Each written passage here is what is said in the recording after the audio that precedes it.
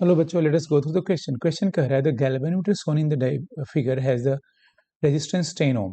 It is shunted by a series combination of resistance 1 ohm and ideal cell of EMF 2 volt.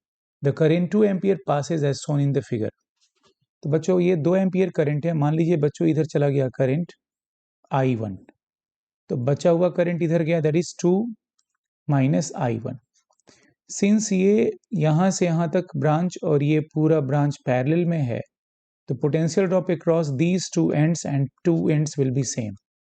That is 10 into I1 must be equal to 2 plus 2 minus I1 into 1. ठीक है बच्चों, कैसे? ये battery का polarity अगर गौर से देखा जाए बच्चों, तो ये पोलरिटी करंट के उल्टा है, दैट इज ये बैटरी चार्ज होगा.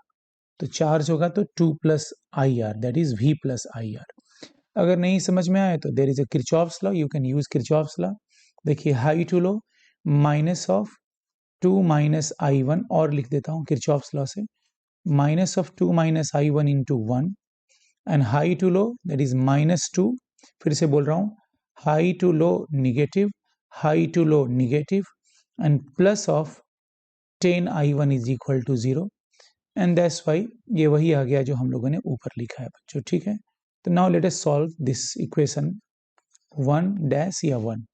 We have 10 I1 is equals to 4 minus I1. Yes, 4 minus I1. Therefore, 11 I1 is equals to 4. Therefore, I1 is equals to 4 by 11 ampere.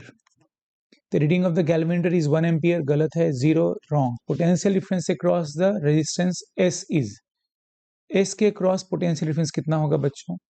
तो what is the current through S? Current through S कितना होगा? Current through S होगा बच्चों 2 minus I1, that is 2 minus 4 by 11.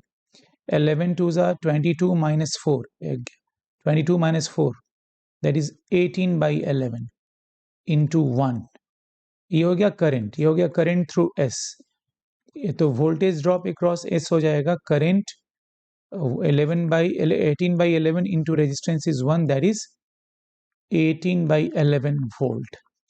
Therefore इसमें से कोई option सही नहीं है बच्चों, इसका कोई भी ऑप्शन सही नहीं है. There is something printing mistake in the question, there is something wrong with the question. कुछ ना कुछ गड़बड़ है बच्चों, इसका कोई आंसर नहीं आएगा. तो होप आप लोग समझ गए होंगे बच्चों. Thank you very much.